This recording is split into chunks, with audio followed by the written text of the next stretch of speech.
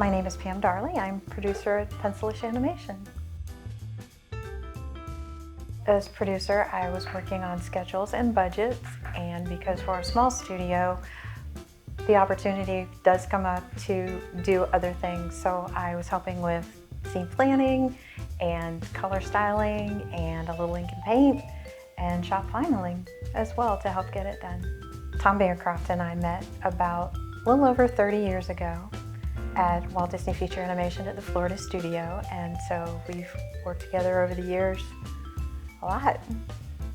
I started my animation career, my foot in the door at Disney Feature Animation was in ink and paint.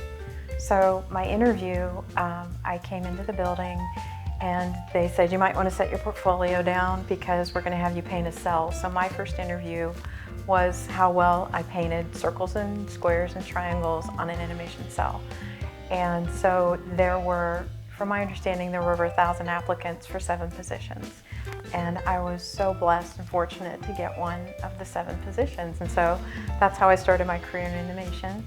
My boss, Fran Kirsten, still a dear friend to this day, brought in ink and painters that had actually worked with Walt Disney back in the day. So we learned from the women who did such beautiful work on Sleeping Beauty and Dumbo and all the original classics at Disney.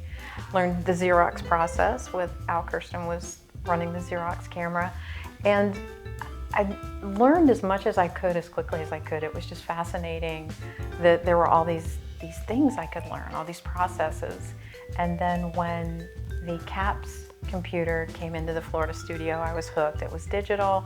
It was, one system that was set up in our computer room, and it was freezing cold in there, of course, to support the servers, but we would sit huddled with our blankets around us and our jackets on so that we could learn how to ink and paint digitally.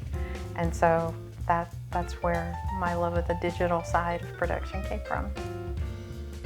The difference in the software packages is pretty incredible. Of course, it's come a long way in, since 92, 93. So painting on Bjorn much quicker. We have palettes that are index color, and the difference between what we used in CAPS was that if we saw something in color dailies, for example, where the director or art director didn't like, say, the character's pants color, we would have to go back into the system and reestablish the color for the character so that would get approved. And then we would have to go back through and repaint and re-ink that portion of the character that had changed. With Harmony, it's a matter of adjusting sliders to get the color where you want it, and because all of the cells use those palettes, it changes it for all of the cells. So there's no re-inking and repainting when you have color changes. It's a very easy process, so a lot less intensive for things like changes. It speeds up the process. Scene planning, for example, is a lot easier in Harmony than it is, a lot easier on Bjorn than it was, say, on Hunchback or Beauty and the Beast or one of the Disney films. In CAPS, you had to do the math. You had to ratio elements to another with equations. So if you had one element that was your main element, your other elements moved 10% faster, 10% slower, whereas in Harmony you can actually stack your elements in Z-depth, so in space, and the camera moves will do the multiplaning for you in Harmony. So the system will do it for you.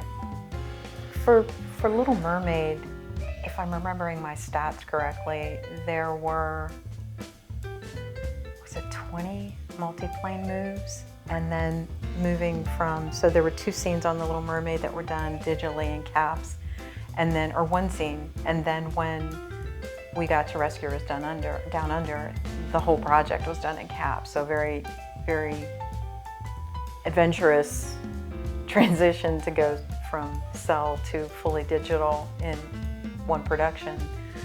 But Rescuers Down Under had something like 200 multiplane camera moves. So it was that drastic a change when you went digital. Of course, going digital means you can do more complicated things. So for a little bit it was like, oh, it's going to be easier, and then it was of course more complicated because it could be more complicated. Cells, you were limited to maybe 6 levels before you started noticing a graying effect where the top cells would change the color of the bottom cells just from the color of the acetate, to where you can stack as many levels as you want to now digitally. The scene 1 for Bjorn was our big camera move, and we probably, so we're stacking probably 20 elements in space and then moving the camera ever towards the opening of Bjorn's cave, because that's where we're going in.